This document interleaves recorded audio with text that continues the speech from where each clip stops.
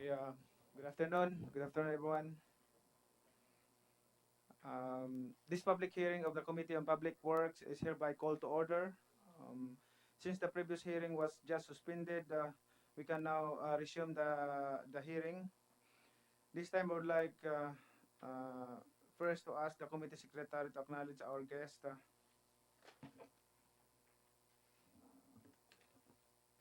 Good afternoon, Mr. Chairman. The following are our resource persons for today.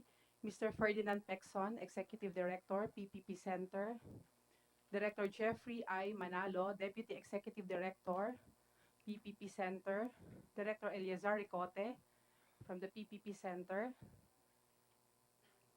Director Alex G. Bote, PPP Service, DPWH. Attorney Johnson Domingo, Director, UPMO, DMC, DPWH. Attorney R.J. Peralta, PPP Service, DPWH. Attorney Jenny De Castro from the Department of Justice. Mr. Jim Nell Matias, Project Specialist, Privatization and Management Office from the Department of Finance. From the Department of Trade and Industry, Mr. Ramon Abiera, Executive Director, Construction Industry Authority of the Philippines. Engineer Avelino Molina from the Bureau of Philippine Standards.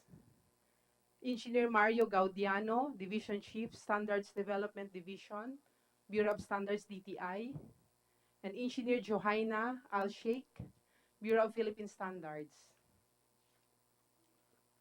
We also have from the Commission on Audit, Attorney Erwin E. Lapitan, Acting Division Chief, Legal Division, and ASEC Roderick M. Planta, Investment Program Group from the NEDA. That's all, Mr. Chairman. Thank you, committee secretary. I would like to thank to all the guests coming here for this hearing. Um, I look forward to a productive public hearing today. Um, Thank you. This public hearing was called to discuss several bills regarding public-private partnership and one resolution on the building code of the Philippines. Let us first discuss the following bills on public-private partnership. Senate Bill number 15 filed by Senator Drilon. Senate Bill number 190 filed by me. Senate Bill number 1080 filed by Senator Recto. Senate Bill number 1159 filed by Senator Angara, and Senate Bill number 1159 filed by Senator Marcos. We have 5 versions of public-private partnership. Let me summarize the key points that were discussed during the previous hearing. Senator Delon clarified whether the unsolicited track is the cornerstone strategy of the current PPP framework. On behalf of the PPP Center, Executive Director Pixon responded that while the unsolicited track is the thrust of the current administration, it should not be considered as the cornerstone of the entire PPP framework. This is because it may not be the priority or preference of future administrations. The PPP Center stated that it should be ready to be adaptive to preferences of future administration. The chair raised the issue on successor rest, particularly for projects undertaken by local government units or LGUs. Mr. Pixon responded that this may be addressed by ensuring the project's economic viability and its proper structure. The importance of contractual provisions safeguarding the integrity of the project even in the face of regime changes was stressed.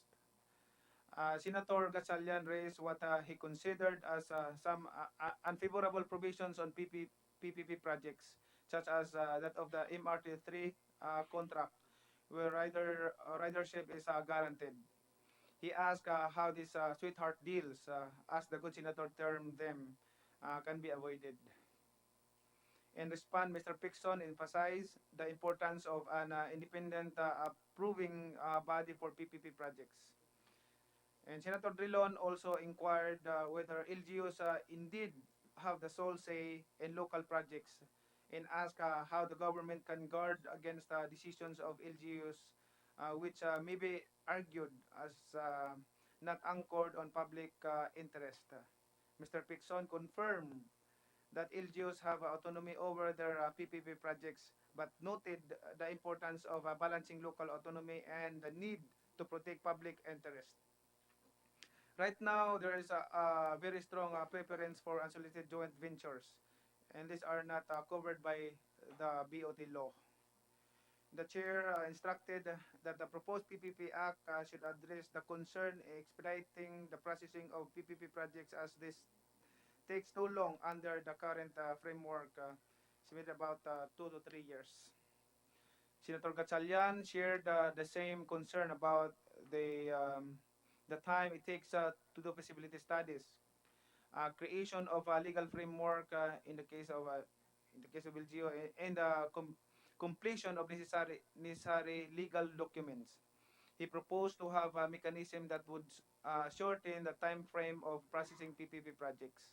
He proposed giving PPP Center the power to undertake PPP projects, that there is a single authority in charge, and so that processing could be fast-tracked. The chair concurred with the suggestion. Senator Binay also asked the breakdown of the number of PPP projects per administration. Mr. Pixon committed to submit a list for national projects. However, he clarified that in the case of LGUs, while the PPP Center has not has the mandate to monitor LGU PPP projects, the collection of projects, documents, and information on these projects are still ongoing. Senator Bina inquired whether the PPP Center has regulatory power over LGUs and whether such as needed is needed. Mr. Pixon responded that it has no regulatory power over LGUs and reiterated that while local autonomy is important, there is also value in having a standard set of rules in terms of undertaking PPP projects.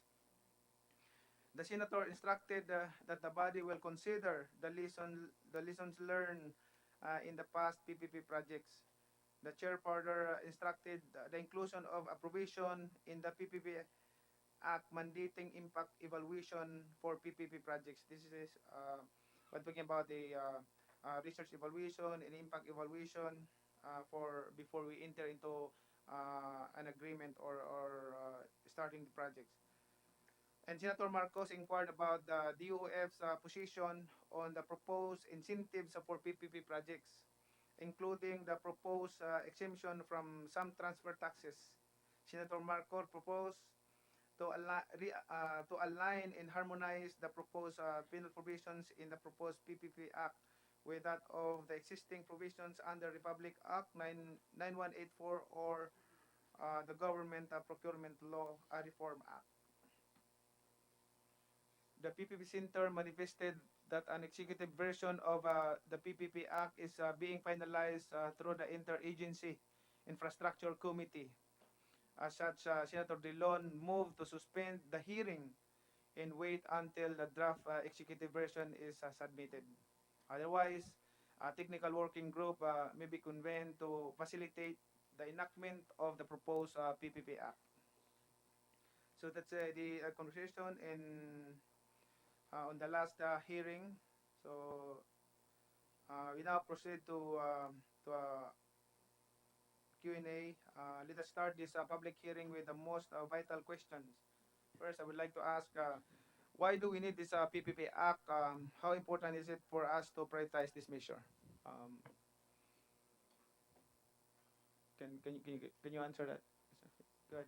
Mr. Pixon, you're Yes. recognized.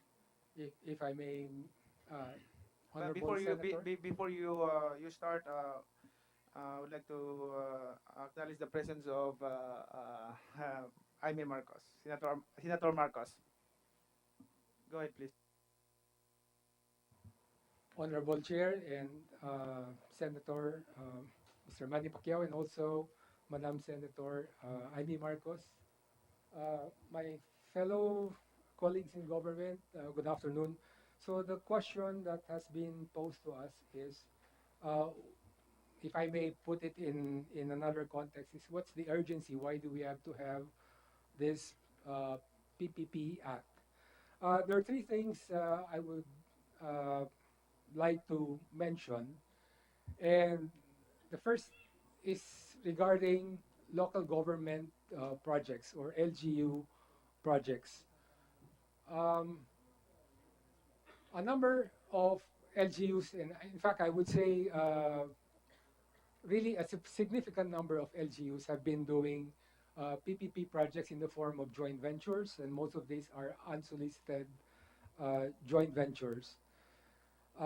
We also notice that we have been receiving quite a number of inquiries, quite a number of requests for assistance coming from LGUs with regards to their potential PPP projects. At the same time, we are hearing concerns, different kinds of concerns, whether it's in the form of lack of financial capacity or lack of technical capacity, or just the capacity to develop projects. So what I'm saying, therefore, is the PPP Act should be formulated in a way that it addresses the concerns of LGU so that we could really help them uh, implement their projects also through PPPs. I'm saying that also through PPPs because PPPs are but one option for LGUs to implement projects. So, so I'm therefore calling the attention of lawmakers to also put an emphasis on the importance of the PPP Act to the LGUs. By the way, one bottleneck that we are seeing, and we uh, receive requests for assistance for, is with their PPP codes under the current framework. So the BOT law, yes, is there, but the preferred, it seems, the preferred framework for partnerships among LGUs is through joint ventures. Uh-huh. But that is not covered by the BOT law. That is not also covered by the NEDA JV guidelines. And therefore, if they before they can actually start or get into a joint venture, they first have to formulate their PPP code. So this becomes then a bottleneck because of it's not that easy to formulate such a code. And therefore, if those codes are already integrated into our PPP Act, then that would also facilitate or fast track getting started on such kinds of PPP projects.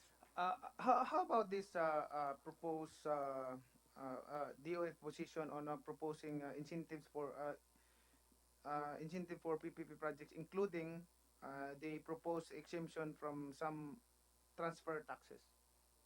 Yung pong mga incentives, if I may discuss that in general, is normally something that is proposed by the private sector to cover some of the risks or to let's say make the project more acceptable for both investors and lenders.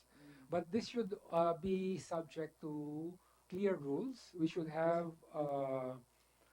part of, let's say, the IRR of the law set the rules for how we would apply this so that this is then transparent and clear to everyone.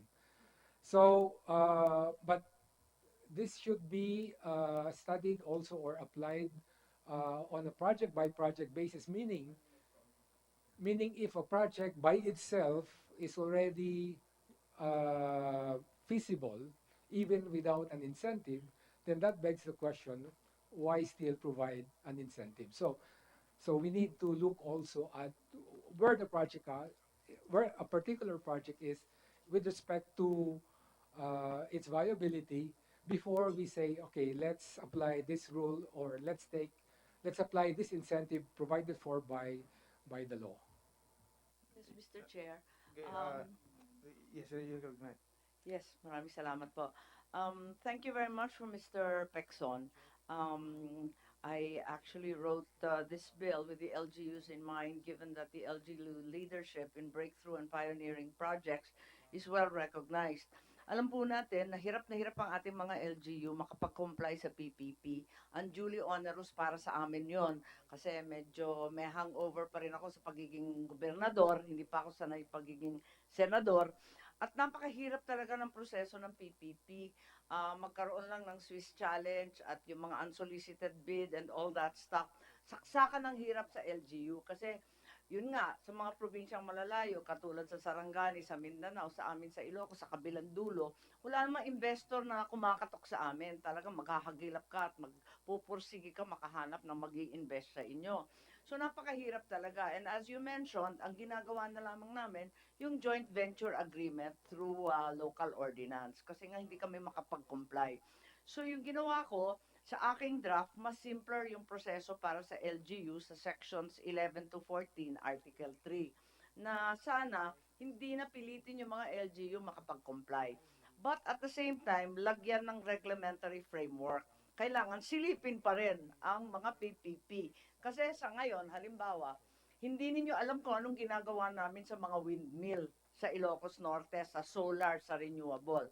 Hindi rin maliwanag sa national government kung ano ang kaayusan ng Makati subway na talagang sisimulan na. So on one hand, there's a lot of, lack of regulation. On the other hand, there are very onerous conditions. So parang sa akin, kailangan talaga amyendahan para sa LGU na madalas nangunguna sa mga proyektong katulad nito sapagkat alam nila yung kalagayan nila, yung sitwasyon nila, yung kinakailangan nila. So, isa yon sa akin, very LGU directed yung sa akin, no? Yung draft ko.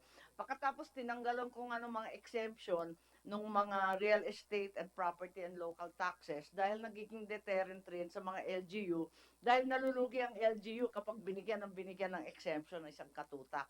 Pati yung contingent liability, lugi na yung LGU kasi lahat ng kokolektahin nila pinagbigyan na. Otherwise, may ibang mga section din yung sa akin, yung build, operate, and transfer. Very limited rin yung BOT kasi alam na natin, ngayon, iba-ibang framework na may design, build, and operate. Meron pang tinatawag na DBU, design, build, operate, and own. So, nagbago na ito at hindi natin sigurado, halimbawa, yung MTD Berhad ng Malaysia, ano ba yung kasunduan nila sa Pisgok at sa New Clark City? Kung sino ba talaga dyan, operate rin ba at babalikan ba? Hindi na natin maintindihan sa kakulangan ng ating batas siguro at sa kulang rin ng regulatory framework. There are other things we stipulated na dapat mabilis ang papeles kasi ayaw nga ni Presidente na nabubulok yung papeles. So 30 days, sinabi natin, 60 days yung challenge period, tapos full disclosure para alam ng gobyerno kung ano nangyayari. So yun lang yung aking bill, merong kaming inaddress na mga problema kasi naging problema noon nung gobernador ako. Mr. Chair, pwede ko hubang dugtungan. So, maraming salamat. Go ahead. Maraming salamat po, Senator Marcos, dahil talaga pong napaka-importante na matulungan po yung mga local governments and yung pong mga binanggit ninyo na nakapaloob dun sa inyong proposed bill are very good examples of how we can help. So what I did is just to mention in general, we're looking forward to a PPP Act that really addresses the concerns of LGUs. And tulad nga po ng, and we have to be also aware as we review the approval processes for LGUs, and I don't really need to tell you this, na 3 years lang ang sa LGU, they have, let's say, 3 years. So we need to be able to really start the run. I mean, they have to get started running, and agad-agad merong project na maaprubahan. So these are things na I suppose through the technical working group, which we shall be formulating later on, will be touched on. And allow me then to just add 2 more points, Mr. Chair. So apart from addressing concerns of LGUs, the other reason why we need a PPP Act very badly is the protection of public interest that has been articulated in various ways. And unang-una na po doon yung naririnig po natin lately, onerous provisions, no? So how can we have a bill that would minimize, or not minimize, but prevent onerous provisions happening from the first place? Protection of public interest could also be in the form of ensuring strong competition for projects, because if the private sector is competing, then pahusayan sila, pagalingan, and perhaps even pababaan ng presyo. This will all redound to the favor of the public. The other one, nabanggit nyo rin po kanina, Senator Marcos, is regulation of contracts. So one of the problems we have today is that regulation is not so clear sa ating framework, whether it's rail, airport, or medyo mas clear siya actually sa tubig. But it's not just about having the law, but also enforcement of the law. And kadikit po nitong regulation is yung pong tinatawag naming conflict of interest. Yung po nag-grant ng concession ay sila rin po yung nagre-regulate. So that's something we feel that needs to be addressed as well. And then finally, we have to talk about risks. For any project, there will be risks that have to be managed. It's actually a long list. And a contract is all about, for the most part, stipulating who takes on which risk, if government or the private sector. Uh, so so we need to also make sure that as government takes on risk, there is a proper risk management process in place. And lastly, as a last point, something that I have talked about is the efficient and timely delivery of public services, either through more streamlined approval processes, strengthening of implementing agencies' resources and capabilities to develop projects, and also allowing unsolicited proposals even for priority projects, because right now we threw in quite a lot of restrictions which we feel should not be there. So ito po yung three main reasons we could say why we should have this PPP Act po. And then pagandahin natin para favorable to LGU, para matulungan naman natin yung LGU pagdating to sa let's move on. And gusto ko lang kunan ng statement o pahayag ang NEDA about this 5 bills. Ano yung comment mo or position ninyo dito sa ibang bills na ipinail? Salamat po, Mr. Chair. Yes, Roderick Planta, you're Yeah, recognized. thank you, sir. Good afternoon po, Senator Amy. Sa ganang NEDA po, mga 2011 pa po pinag-uusapan na po yun na proposal to amend the BOT law po. Yung dadagdagan ko na lang po yung kwento po ni Yusek Pecson, basically from the perspective of NEDA rin po, what we want is also to consolidate po lahat po yung PPP framework natin, kasi nabanggit na nga rin po yung may joint venture route po tayo, meron pong proseso yung LGU, at meron rin po tong BOT law. So by making consistent rules, mapapaganda po yung the intent is to have yung infra po na build masuportahan po. Yes, sa tingin ko, this is necessary talaga na magkaroon tayo ng PPP law na mag-regularize natin lahat ng mga kasi mayroon tayong BOT, PPP, BOT, ano pa, joint venture, marami para ma-regularize lahat ang lahat ng ito. Hindi magkagulo-gulo. Para walang sisihan pagdating ng panahon. Kasi ang nangyari dito, pag may project dito, hindi naman sa amin yan. Hindi naman sa amin yan, nagtutulakan. Experience natin yan doon sa, for example, yung mga ginagawang kalsada, may mga poste, sa pag-transfer ng poste. Hindi naman sa amin, hindi naman obligasyon yung nagtutulakan. So, kailangan, isa na yun sa mga example na sinasabi ko. Yung example ko lang yung mga problema na yan na dapat hindi magka-problema ng ganun kung maayos yung ano natin. So, ito ay, sa tingin ko, is necessary talaga to have this. Please continue.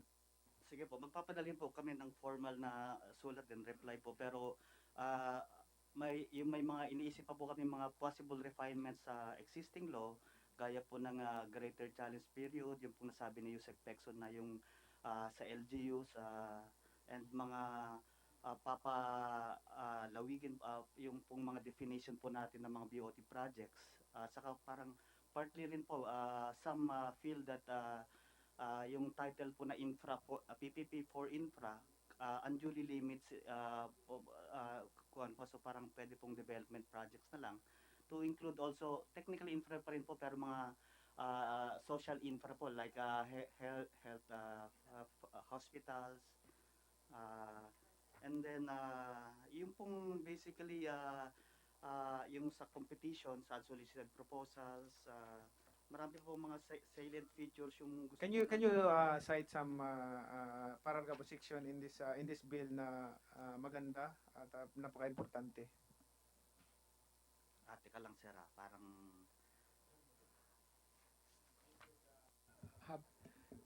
Mr. Senator, Picture, habang hinahanap pwede po na picture ni... na si Oh, Ruben. kung pwede ko lang pong balikan yung sa LGU habang pong tinitingnan ni ASEC Planta po yung kanyang notes. Gusto ko rin po pong banggitin na we also would like still to respect the autonomy of local governments. So, let me just explain this. No? So, insofar as approving projects, we believe that should be with them. No? But we also believe that we should abide by the same set of rules, whether it's a national project or a local project, where pertaining to contingent liabilities, pertaining to onerous provisions. So the purpose of the bill, therefore, is to establish a common set of clear rules that everyone has to comply with, but still allow the LGUs to be the ones to choose their project, to approve the project. No? Uh, Pero hindi po ba dapat simplehan yung proseso?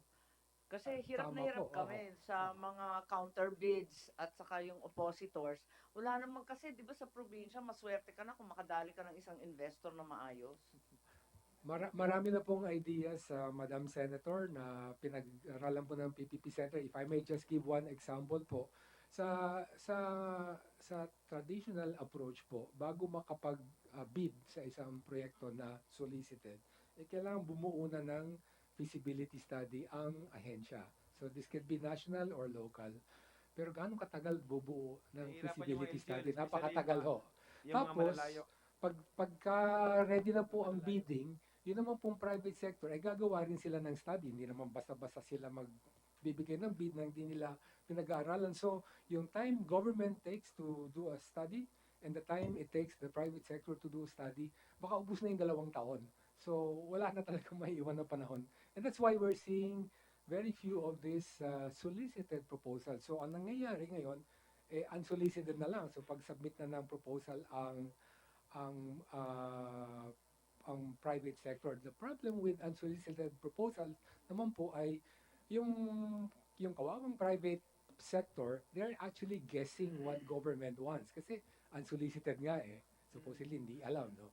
So they're guessing what government is willing to do, what kinds of obligations government is willing to take, what kinds of liabilities and guarantees, and therefore the negotiation part is taking also a long time because of that. You're starting with a situation where the two sides are quite far apart from what they want. So yung pong shortening ng process na sinasabi po namin na we have been discussing also with LGUs, why don't we already right at the very start, okay, we're establishing a public market. By this time siguro naman alam na natin kung anong mga parameters ang gusto natin. Whether it's public market or slaughterhouse and so on. So very clear na tayo what we want so that then proposals will then be tailored according to what we want. Okay. To shorten po yung Sa tingin mo, ano ang time frame para matapos yung pag-process ng mga papeles. Again, it's With this measure, with this bill. with this bill, yun po yung bubuin pa lang ho natin. Depende ho sa Ma-estimate mo na eh, ma-calculate mo na eh. Ma-estimate mo na kung gaano katagal. Eh, usually dito sa atin, isang project lang, abot ng 2 to 3 years. Kung ganito po, kung LGU po ang Feasibility study pa lang yan, yung mga pag-prepare pa lang ng ano, bago Since- ma-implement yung project. So, kung sasangayon po kayo dun sa iniisip po namin proseso, for the LGU to specify the project in terms of objectives and what it wants, that should not take a month. Okay? And then from that point, they can then tell the interested parties, we have this project with these conditions, please give your best offer, but provide a feasibility study that we can evaluate. And maybe that would take them 6 months. okay. Pero napakasimple, Mr. Pexo, nung sinasabi nyo, public market, isang hugis yun, may standard yun. Mhm. Paano kung pioneering project katulad ng windmill? Wala naman may alam nun eh. At wala namang capacity yung LGU na alamin kung ano yung lakas ng hangin, ano dapat Aha. itataas, Doon po- what can be generated, Apo. ano yung transmission. So, depende rin sa project eh. Depende May po sa project project, na talagang, well, I mean, may template naman yung public market. Aha. Diba? Depende sa populasyon, Opo. depende sa highway, and so on, at saka yung covered area. Pero, yung mga, yun, tapos yung mga subway, wala naman rin expertise, kahit Makati City pa yan, syempre, hindi nila alam kung ano yung mga options. Katulad sa amin, may nag-recommend ng cable car as public transport, which is accepted already in Medellin and other countries. But sa amin, sobrang alien ng konsepto ng cable car as public transport. There's absolutely no engineering capacity in the LGU to even come up with the specs for that.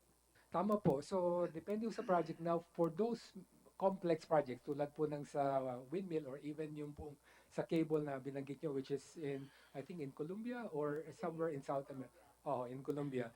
So, that's where then we had to learn from those who were ahead of us, no? So, that's number one. We don't need to reinvent the wheel kung meron na pong mga nauna sa atin. Pangalawa, the PPP Center manages a fund called the Project Development and Monitoring Facility. So that fund is used to tap world-class advisors that could help the LGU formulate its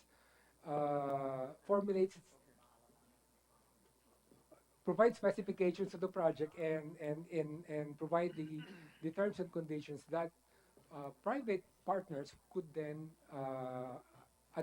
would then adhere to. So, tama po yung sinabi niyo, depende po sa project. But there are mechanisms that we can put in the law, and one of which is the monitoring facility po. So right now po, yung pong waste to energy project ng Iloilo City, si Mayor Treñas po has this project po sa integrated solid waste management, of which a component is waste to energy. Medyo that's a very wala pa hong meron niya sa Pilipinas. It's something very new. So we are helping them through this Nag-umpisa ng facility. feasibility study sa Davao City. Ang problema talaga, it's not financially viable. Saksakan ng mahal capex at opex. Nag-study na rin kami sa Ilocos, hindi kaya. Mahal. Okay, ako po may dalawa pang hearing, kaya magpapaumanhin ako sa ating chairman, Manny. Magtatanong na lang ako kay DOJ, nandito si Attorney De Castro. Siningit ko yung section tungkol sa no TROs sa aking section 20, pero sa totoo lang, nagdududa ako kung legal yon. Pero alam naman natin sa public works kung gaano kahirap kapag yung lower courts madali kumuha ng TRO. Sinulat ko doon, kapag yung TRO galing sa lower courts, hindi kikilalanin. Pero pag Supreme Court, tsaka lang titigil. Pero hindi ko alam kung legal yon. Basta linagay ko na lang.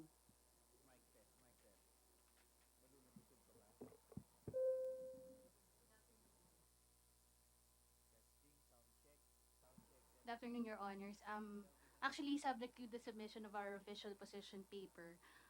We noticed na hindi lang naman po sa bill ninyo nakalagay itong TRO ng Supreme Court, with as well with the other bills. But I think the important thing about this is that there is notice and hearing. So I believe that as long as yes, it will be allowed. Ay, maraming salamat. Substantial compliance na rin daw, sabi ng Basta DOJ. po merong notice and hearing Oo, for the, syempre. Oo. yes. Thank you.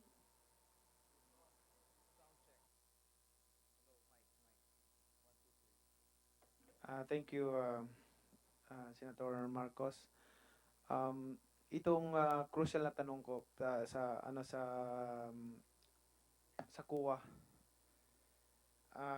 What can you say about this? How can you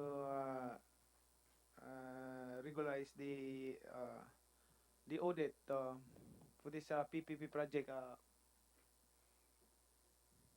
Ano yung comment niyo about this? Especially alam ko dito sa like BOT, hindi yata pwedeng i-audit yung private, di ba? Tama ba? Good afternoon, Chairman, Senator Emmanuel Pacquiao. First of all, sir, I would like to apologize since our chairperson is not coming here, but we represent the COA.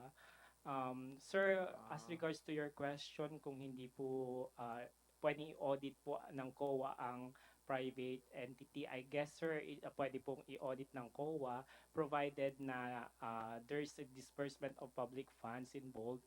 And ang audit po kasi ng COA is merely post-audit basis.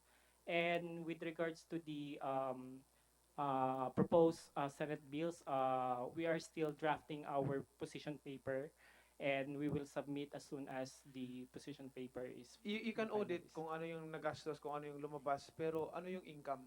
Na-audit niyo ba rin yung income din? It is reflected also, sir. Ang income? Parang hindi yata. Our auditor is here, sir. May I ask him to answer that question? Okay. Okay. Or recognize? Okay. To let He can answer the question. Bigyan mo ng mic.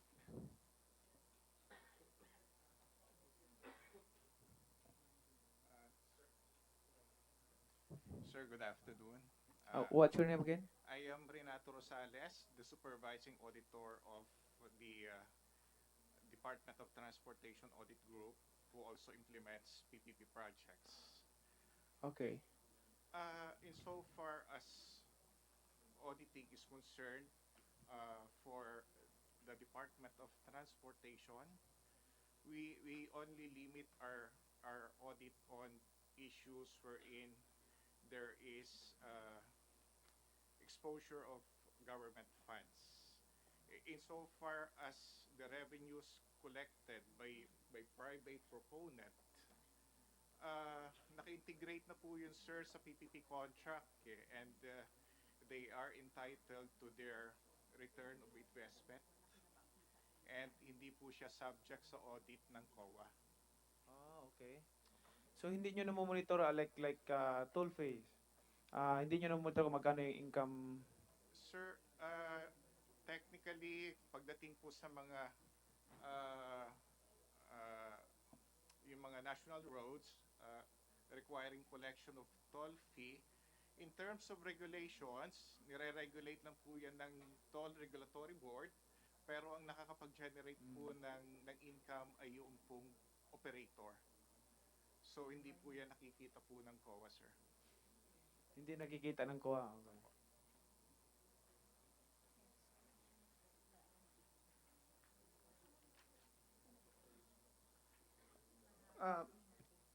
Last question, follow-up question. Yes, sir. Pwede niyo malaman yung ano yung mga PPP project na ino-audit ninyo? Isa sa mga ina-audit ninyo. Sir, wala po akong hawak pong listahan sa ngayon. Pwede ho bang isabit ko na lang po sa susunod po na Example lang, kahit isa o dalawa. ang kasi galing din po ako ng DPWH prior to my Okay. assignment sa DOTR. Ang isang natatandaan ko po ay yung na PPP project ng DPWH ay yung sa Tiplex. Tiplex. Yung Tarlac, Pangasinan, La Union Expressway. Yun po yung Mm. sa DPWH dati nung nandun ako. Pero sa DOTR dahil bago lang po ako Magkano doon, yung eh, revenue nila? sir? Doon sa minention mo, magkano yung revenue nila? Yung income na, Sir, hindi po talaga namin yun nasa subject hindi po sa ba? audit. Okay. Opo.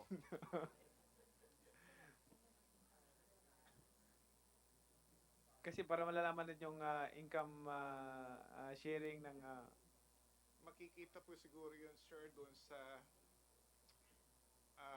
submission nila ng dokumento sa Toll Regulatory Board once na mag-apply po sila ng increase ng toll fee.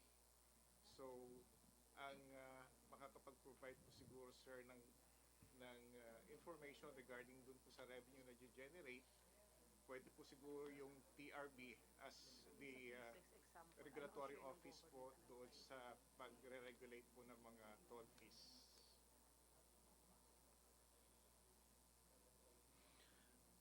do you have idea how much they sharing for the government and in the private?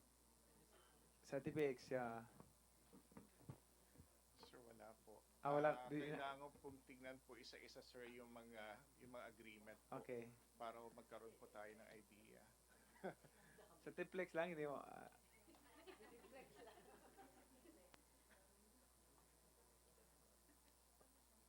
Wala Okay. po akong idea, sir. So, pasensya ka na sa tanong ko. Okay lang po, sir. Opo. Malikot lang yung mind ko. Okay.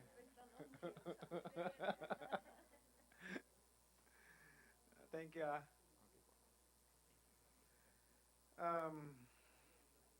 Okay, sige. Thank you.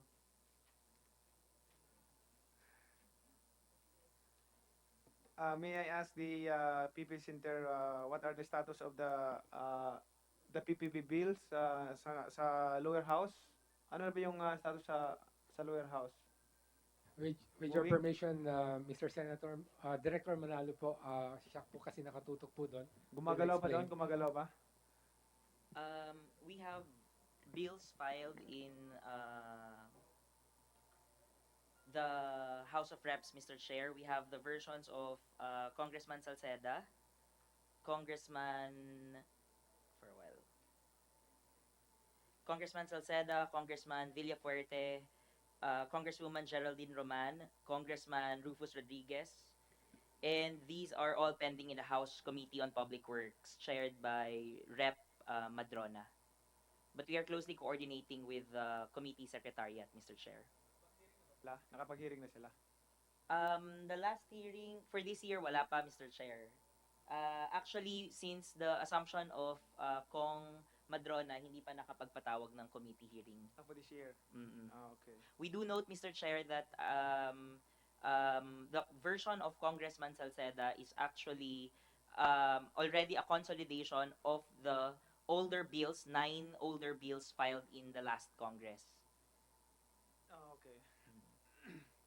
Thank you.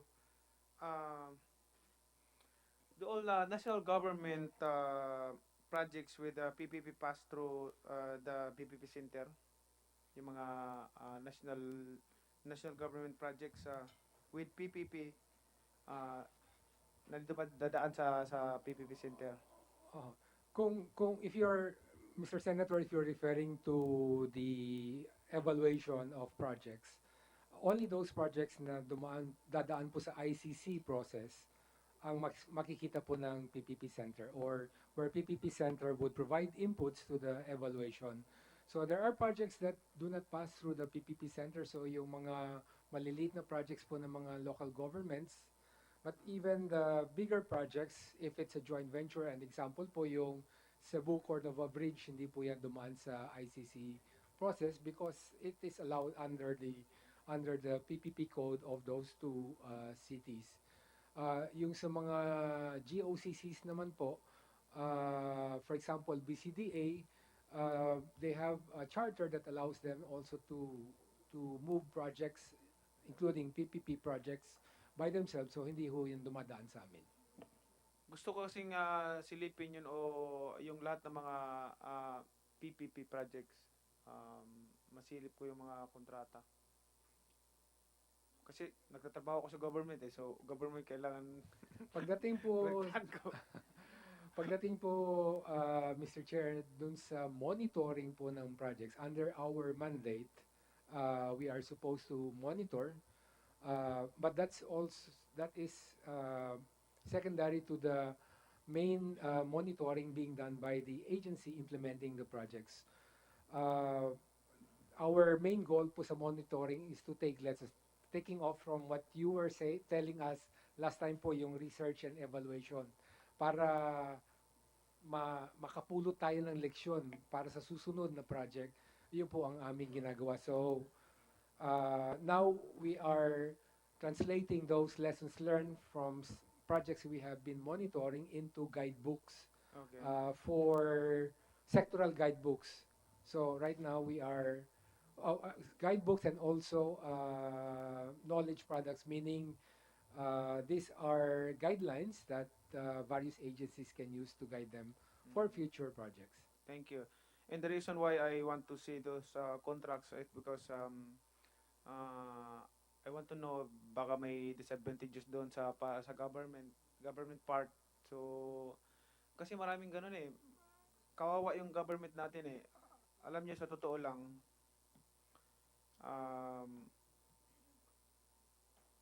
sa lahat ng problema dito sa government, nababahala talaga ako yung mga agreement, yung mga PPP, BOT, ang daming talagang disadvantage sa government. Talagang ako sasabihin ko talaga na parang pinagsasamantalahan ang government. Pinagsasamantalahan ang government talaga. May mga kontrata na talagang not acceptable to me as a public servant. Ang iniisip ko kasi yung future natin, yung kapakanan ng taong bayan. Yun yung inano ko. Kaya gusto kong silipin o tingnan lahat ng mga PPP agreement. Baka may mga ano doon, disadvantage sa government, at ma-review natin at ma-correct natin, matama natin. Hindi tayo mag-uusap lamang sa problema, kundi titingnan natin at aksyonan natin. Yun ang gagawin natin kasi for how many decades, hindi lang decade kundi decades, pinag-usapan ng mga problema, and then until now walang na-resolve, lalo pang palala ng palala. Kawawa yung government natin. At pag nakawawa yung government natin, sambayan ng Pilipino ang nagsasuffer, ang nahihirapan. Gusto ko lang sabihin sa inyo to. Kaya nga mayroon tayong PPP, BOT, o any agreement na mga private, dahil nawawala ng power ang government, nawawala ng income ang government, na supposedly itong mga development infrastructure dito sa bansa natin pagmamay-ari ng government. Supposedly. Pero dahil sa may term kami sa Bisaya napangahuyan ba ang government? Sinong Bisaya doon? Napangahuyan, napagsamantalahan yung government natin. Kaya walang magagawa ang government kundi obligadong parang nakapusa siya na to partner with the private sectors o private individuals na malalaki na kaya nilang mag-funding ng mga malaking projects. So, yun ang nangyari sa atin na supposedly lahat ng for example, I'm giving this example, yung pagtatayo ng mga skyway, pagtatayo ng paglagay ng subway, dapat hindi tayo mangutang na mangutang. Hindi tayo magano yan ang halos dito sa bansa natin yung development natin, hindi pag may-ari ng government eh. Hindi gastos ng government, puro private eh. So in that way, so yan kaya tayo nandito. Yan yung burden sa puso ko na kung ganito tayo palagi sa kangkungan tayo papulutin pagdating ng araw.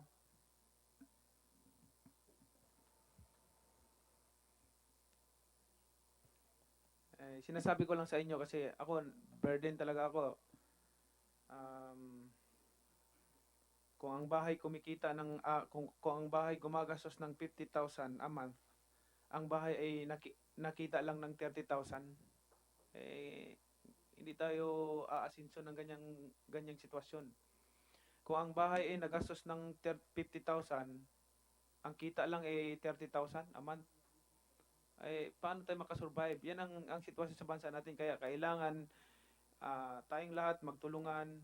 And nakikita ko dito ito yung reality sa bansa natin na talagang masakit sa loob ko na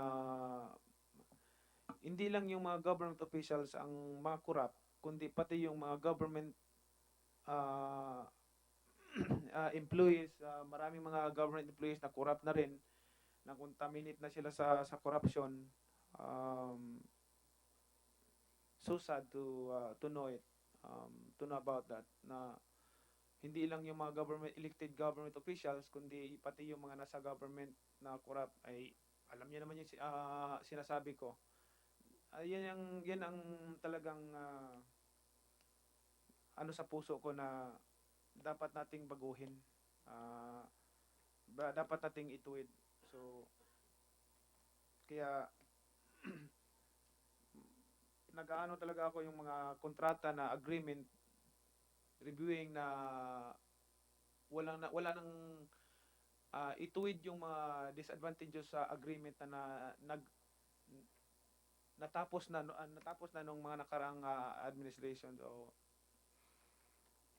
yung mga administration na lumipas, ng mga nagawa ng mga agreement.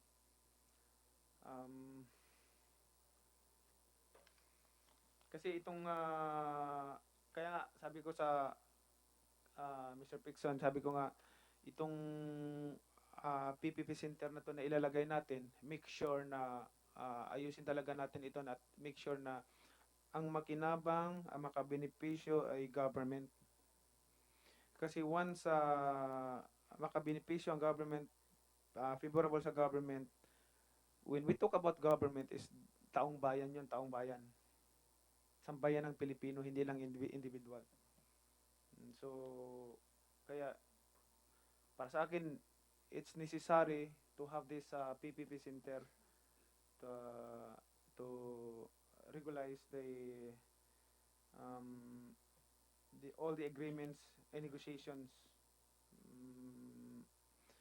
ma-regulate na lahat at hindi advantageous ang maging agreement sa government part. No, yun yung purpose natin dito. Especially you, Mr. Pixon, na you are talagang passionate for this PPP Center na ma-establish. So tayong lang siguro magtulungan para matapos kagad ito na maaga. Kaya I asked the update in the lower house, yung update doon sa mga bills na i-file doon, kung gumagalaw ba o hindi. Kasi pwede ako makiusap sa kanila na i-hearing na rin nila para bibilis ito, dahil napaka-importante itong ano na to, measure na to. So kung wala pa silang hearing, so I will see kung pwede ko silang kausapin. Hindi naman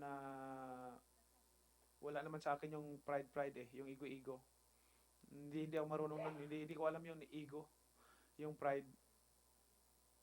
Saka hindi ko iniisip yung posisyon, porket senador ako, hindi ako kaya silang kausapin, magpakumbaba ako, kausapin na kung pwede bilisan yung version sa lawyer house. Ganito. Ganyan lang magtutulungan. Ang nangyari sa atin, isa rin yung ego, yung pride. Kaya hindi, walang development sa ano natin, sa bansa natin. So, and also,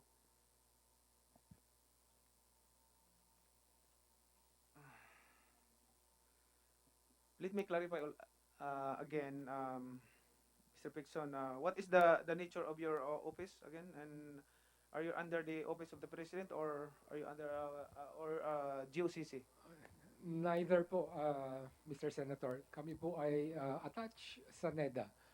So, ang nature po ng office po namin is right now, it's more of a, several mandates po kami. Una na po doon yung assistance that we provide to agencies that are implementing or will be implementing PPPs.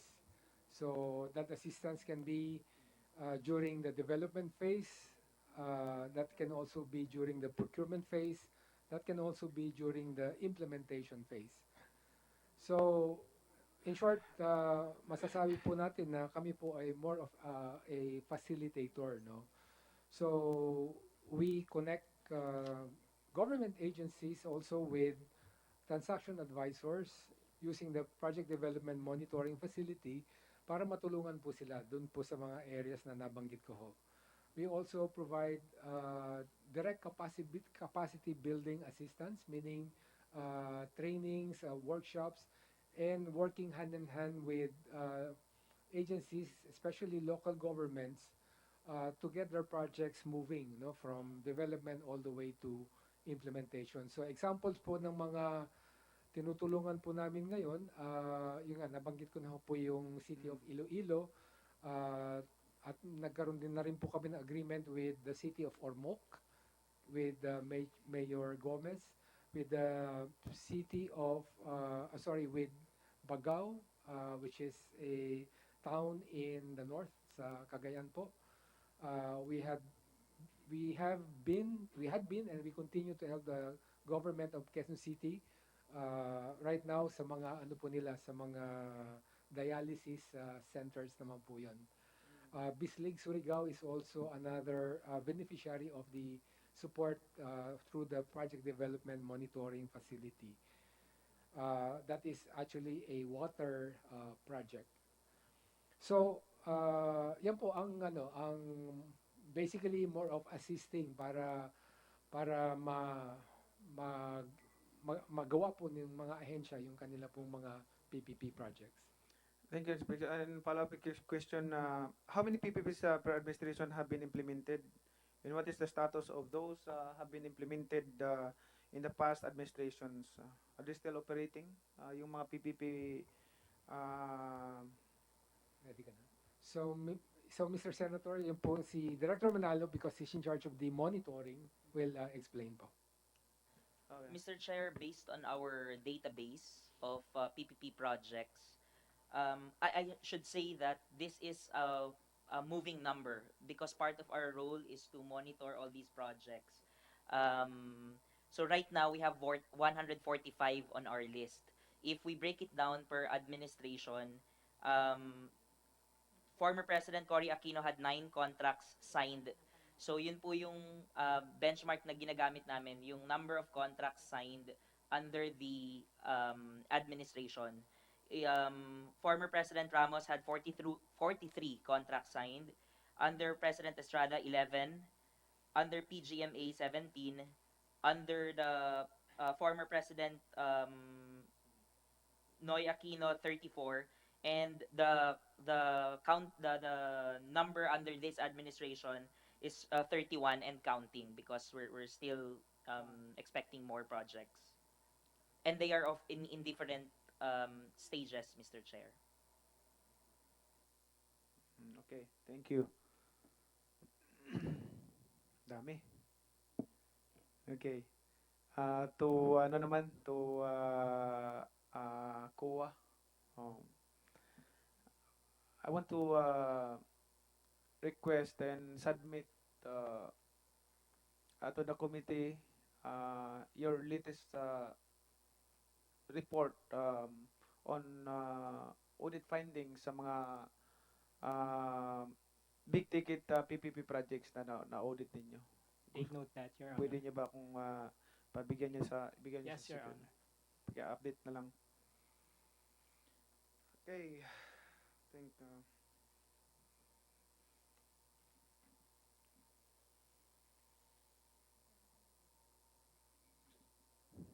I think na-discuss na lahat, no?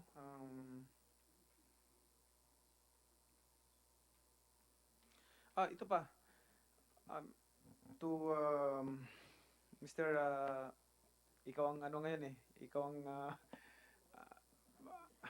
Francis ngayon. Ikaw ang inaano ko, ginigisa ko. Sparking part. Okay. May mga narinig tayong na hybrid PPP. Can you please explain ano itong hybrid PPP at ano ang magandang example nito? Pwede niyo ba akong bigyan ng ganun? So, Mr. Senator, yung pong term na hybrid was, I would say, popularized during this administration. But I would like to say also that it's not a new concept because hybrid means hindi lang isang klase. So, it's a combination of several approaches merged into one. Now, Okay. under this administration, the hybrid is in the context of financing. So, let's say during construction, financing would be through a loan from, say, Japan, tulad po ng sa subway. Ito pong mega subway na tinatayo po na malapit na hong umpisahan in terms of yung construction. And then, pagdating naman po sa operation and maintenance, maring sa private sector na po ibigay. So, and therefore, the financing of the operation and maintenance could be by the private sector. Private. So, ganun po ang And the private will operate on that. private will operate. Oho. Okay. So, in other regimes, hybrid could also mean how you partition the obligations or the components of a project between the government and the private sector. So again, using po yung example ng rail, it could be that government would be responsible for the the the rail, yung pong riles, yung pong civil structure, yung pong electrical system. Kasi rail po usually, especially commuter rail, ay electrical po. Pero pagdating sa bagon, do sa rail cars, then that could be the investment by the private sector. So, depende po sa ano, saan po tayo nakakita ng alin na mas advantageous na arrangement, yun po ang ginagawa po natin. May nakita lang ako na problema diyan sa sa itong sinatawag nating sa hybrid PPP. Kasi pagdating ng panahon, siyempre sa umpisa okay lang yan yung wala pang may maintenance na tinatawag, sinasabi natin. Like itong MRT, ibang may kontrata sa daanan ng train, ibang kontrata sa iba yung kontrata nung bagon, iba rin yung kontrata nung yung structure. Iba-iba yung iba-iba yung ano, so pag magka-problema hindi alam kung sinong lalapitan. So I think mahirapan siguro, mahirap itong naming hybrid PPP. Magulo. Pagdating na pa, okay lang ito sa umpisa kasi wala pang maintenance na pinag-uusapan. Pero pagdating ng panahon na may kailangan ng ayusin, wala na. Mahirapan. So, i-consider din natin yan yung Tama po yun, Senador. Kaya very important po na ma-recognize na merong ganong mga risks pagka meron tayong hybrid project. At pag-manage ng risk na yan or pagplano, kailangan mas maaga as possible. So sa umpisa pa lang, habang binubuo yung proyekto, pinag-uusapan na kung paano natin tatalakayin yung mga potential problems that could arise later on. So, yan po ang ang nangyayari. Ibig sabihin po ay ang isang malaking factor ho kasi yung yung cost of the project. na magdadrive sa pag-implement ng hybrid. But doesn't mean na hindi na natin titingnan yung mga potential problems that can happen later on. So, kailangan po talagang tumbukin at pagplanuhan. Tama, tama. Isa rin yan sa solusyonan natin dahil yan, nakikita ko yung problema na yan dito sa MRT natin, sa LRT natin. May mga ganyan eh. Ibang maya, pag magreklamo ka doon, hindi po sa amin yan. Ano? Hindi po kami may control. So, nagugulat ako. Wala na silang control. So, yun ang naging problema. Kaya, anuhin natin yan. I-correct natin dito sa PPP Center mo na mag-ooperate, mag-control, mag-regulate,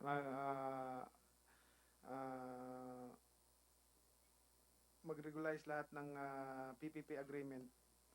At ano pa bang kulang ko?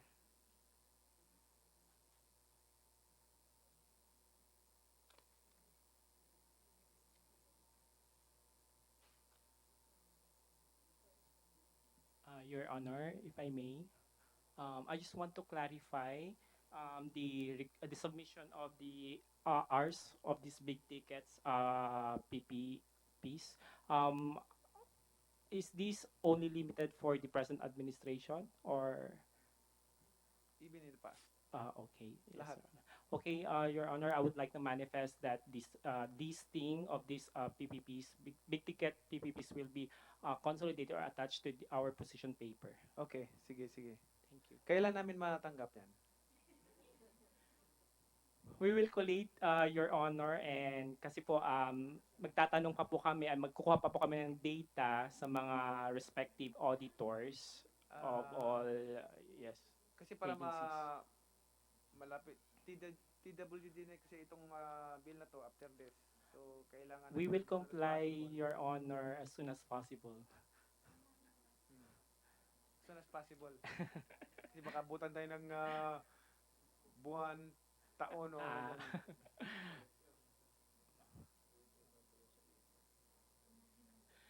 Your Honor, marami po kasing agencies. Pwede nyo unahin nyo muna yung position papers ninyo. Yes, Your Honor. Thank Para maano lang kami. May idea din kami.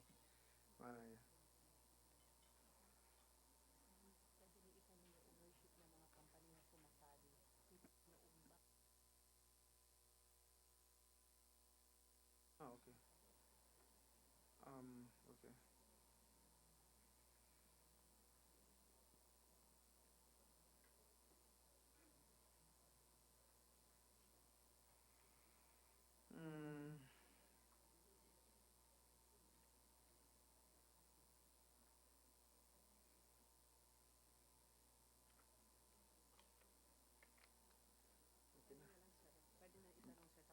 Okay na.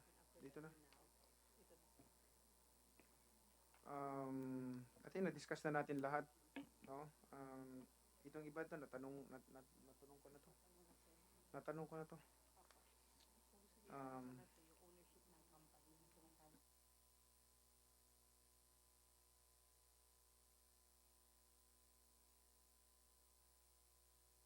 Okay.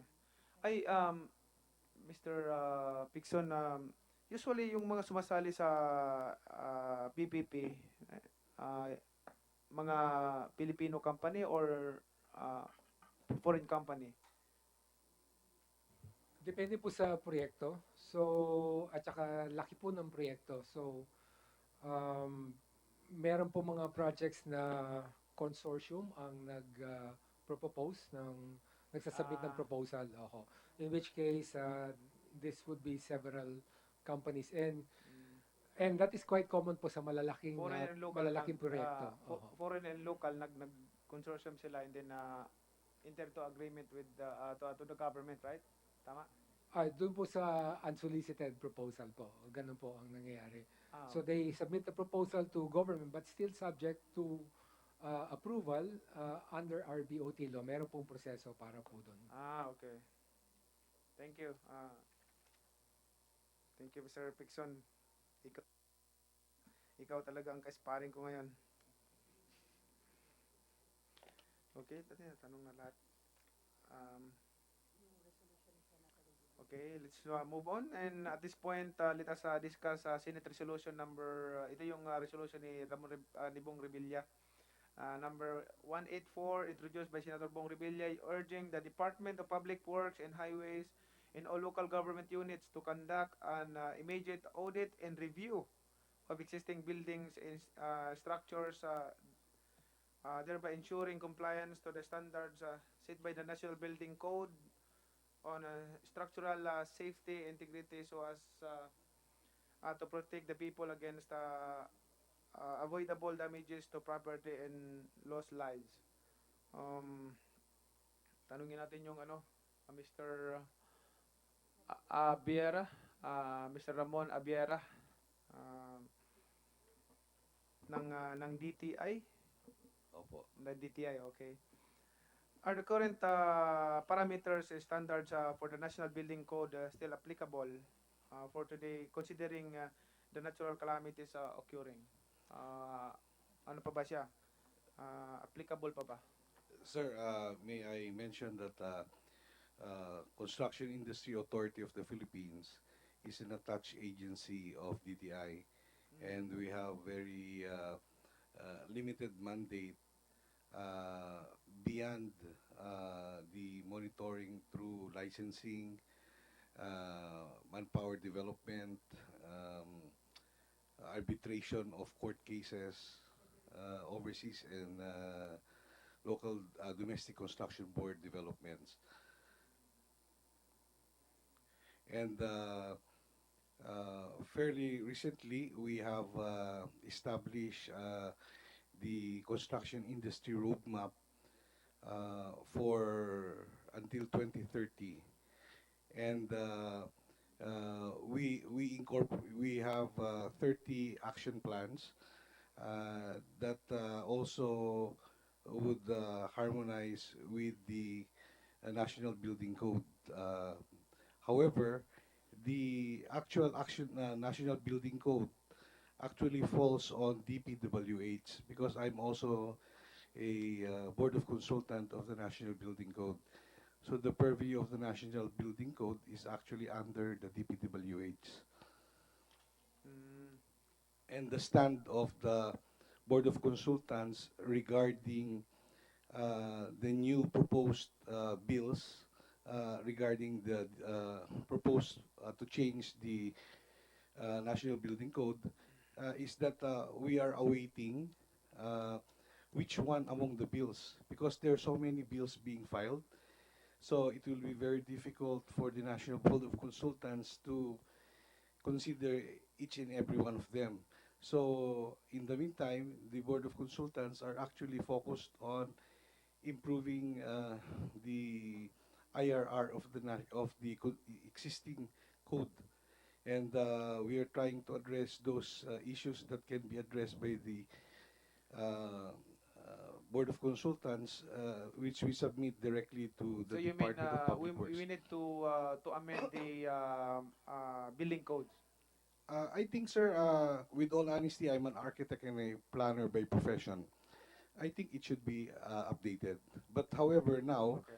there are so many proposed bills, and all of them are with a lot of dissimilarities. But I think for the National Building Code, it's constantly being upgraded to be able to consider the emerging threats to our or the improving laws, because there are sometimes new laws they are being applied. Like for example, I know that there is the installation of accelerograms for buildings now to be able to of new buildings, so that they will be able to gather data, so that the Association of Structural Engineers will be able to devise and new structural code so that buildings will be more resilient. You're right na we need amendment for this building code kasi 1977 pa itong Yes, sir. ano na to eh. Yes, sir. Wala pa masyadong mga buildings noon or mga matataas na mga infrastructure na nakatayo diyan. So kailangan pala amindahan na itong yung building code. And DPWH, pwede bang makuha yung comment nyo dito sa na to, sa building code? Sir, I'm Attorney Domingo, the Acting Executive Director of the National Building Code Development Office. Actually, sir, in the lower house, some our honorable congressman filed their bill to change the existing building code, which, as you have said, 1977 pa po, February 9 actually. We will revise it to become the Philippine Building Act. There are some Congressman Momo, Gonzales, Fernando, Tan, Vargas, Cabochan, Romero, Pineda, and Yap, who filed in the lower house. Actually, we have several meetings in the committee, and eventually this coming February, eventually they will call us for the technical working group to convene. So that's why we're asking, I thought it was Senator Bongo or Senator Lacson, or I talked already to Senator Coco to file here in the Senate. Yeah. Para may counterpart po. Okay, we'll file it here. Since you're the one who conducted the audit and reviewed the existing buildings, structures, can we ask your brilliant mind to yung suggestion ninyo o makatulong para mapaganda yung amendment, gagawin nating amendment sa amendment sa building code. Pwede namin hingin yung comments ninyo and suggestion ninyo. Also the DTI para makatulong pag-iisa-isahin natin, and then Actually, sir, this existing building code is not self-executory. Parang meron siyang referral codes eh. Architectural code, electrical code, structural code. The law has not been updated. However, the IRR is updated, and those parang sa structural code, I think naggawa sila ng update nung nagkaroon ng earthquake sa Baguio. Tinaas nila yung parameters sa requirements sa earthquake.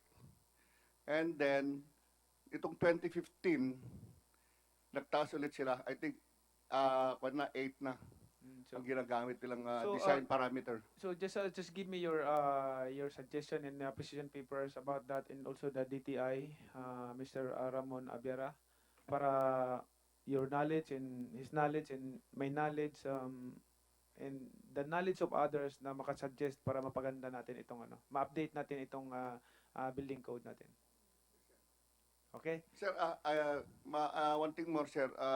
Yung may ginawa rin ang DPWH dun sa aming pag-assess sa mga buildings, kaya nandito si Director Matanggihan to give you some information sa ginawa na namin sa mga schools, hospitals, mga pwede siya. Kasi tinanong ko ito dahil seriously maraming mga earthquakes ngayon na nangyayari, especially doon banda sa amin, Mindanao area, Cotabato.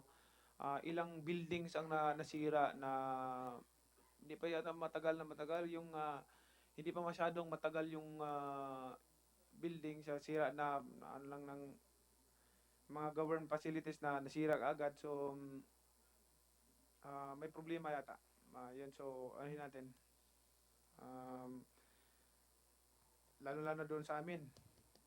Halos mga, alam mo, nakikita ko halos mga government facilities nung sa Lindol, yun ang nasira. Hindi nga, totoo. Yan, sabi ko, bakit ang mga...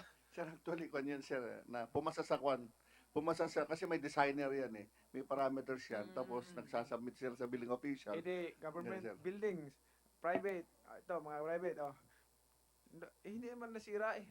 Itong government nasira.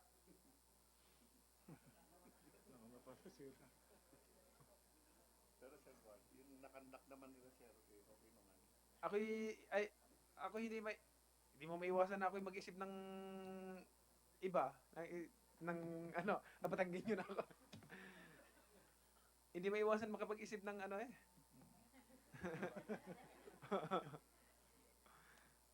So yun yung ano concern ko. So siguro with this amendments na gagawin natin for this building code, mapaganda pa natin lalo. No. So, Honorable Chair, Mr. Ay, Senator Manny Pacquiao. Mr. Edwin Matanggihan. Yes, so, Matanggihan is Batangas po. recognized, okay. You're recognized.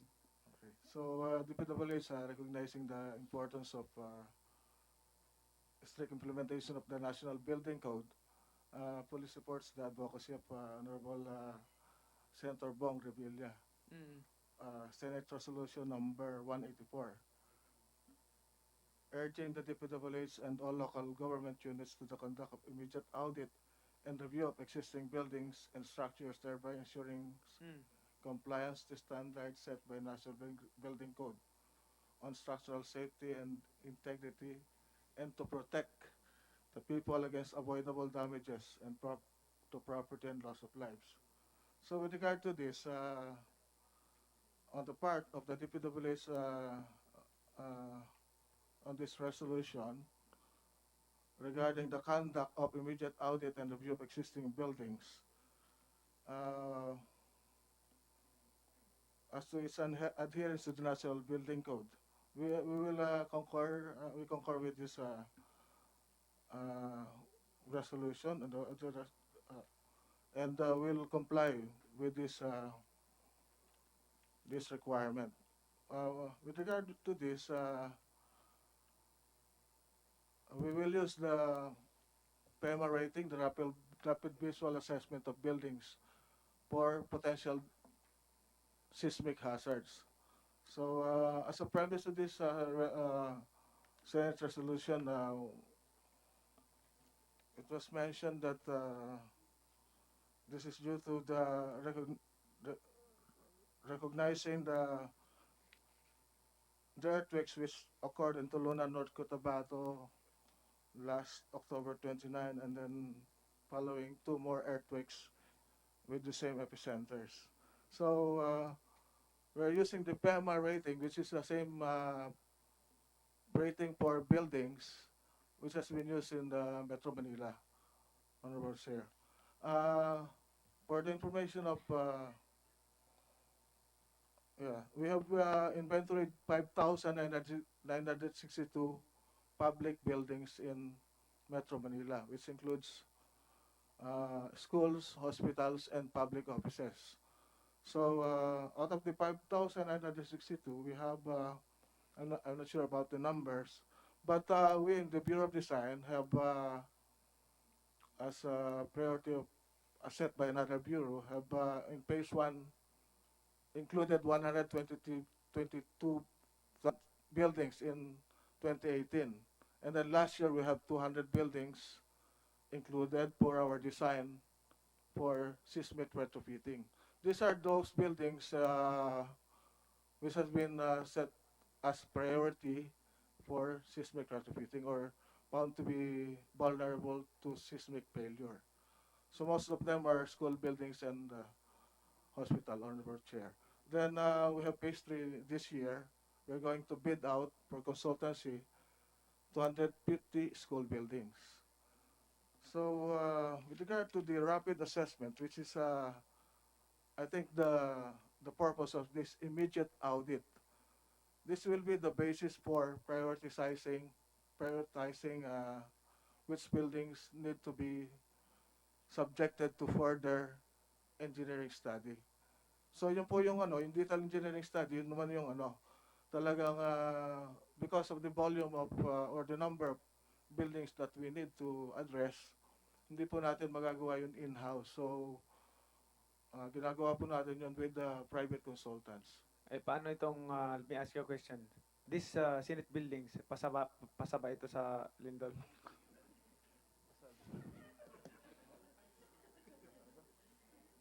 Pasado ba ito? Based on 2015, pasado daw po. Pasado? Updated to? Updated na, ho. Okay. Lilipat po naman tayo. Lilipat. In Make 2 sure years, lang na no, pasado kasi nandito tayo. Baka biglang ganun tapos 2 years na lang ang paghintay po natin for the new 2 years na building lang. to be completed. Okay, Po, so, salamat Mr. Edwin. I think na-discuss naman na lahat. Sa sunod na may mga bills pa na i-discuss at wala na tayong oras mag-start na yung session namin. Ito lang bago tayo magtapos, no. Ang hiling ko lang sa ating mga nasa gobyerno, ikaw, ako, nasa gobyerno. Sana naman hindi lang tayo na nandito sa buong bansa. Ang hiling ko na sana naman na protektahan natin, gawin natin ang lahat para sa kapakanan ng gobyerno. Kasi kung gagawin natin 'yon, ginagawa natin 'yon sa taong bayan. So 'yun lang. At kung maaari, kung may makita kayong korupsyon, politician, government officials, huwag niyong ipikit yung mga mata ninyo. Tulungan natin yung gobyerno. Isumbong niyo kaagad. Kahit sa akin o kay presidente, kanino man. Tama na yung pagsasamantala sa ating gobyerno. Magtrabaho tayo ng tama. So, yun lang hinihiling ko sa inyo. Tapos na yung discussion natin.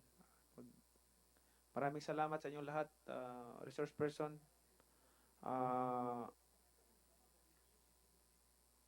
And also I'm calling the technical working group for the PPP bills to convene this week. This week or next week? Next week na lang. Next week na lang. Para pag-usapan yung technical working group para mapadali natin tong bill na to. And then tawagan ko rin doon sa lower house na i-hear na nila. Sino yung chairman? Congressman Madrano po. Madrona. Madrona, Congressman Madrona. Okay.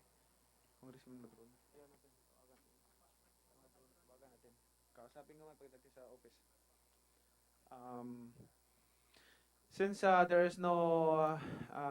there are no matter to be discussed today, maganda yung discussion natin. Masaya ako dahil lahat na napag-usapan yung solusyon at hindi lang pag-uusap kundi gagawin natin sulbahin natin yung problema about this PPP issue. I declare this public hearing suspended.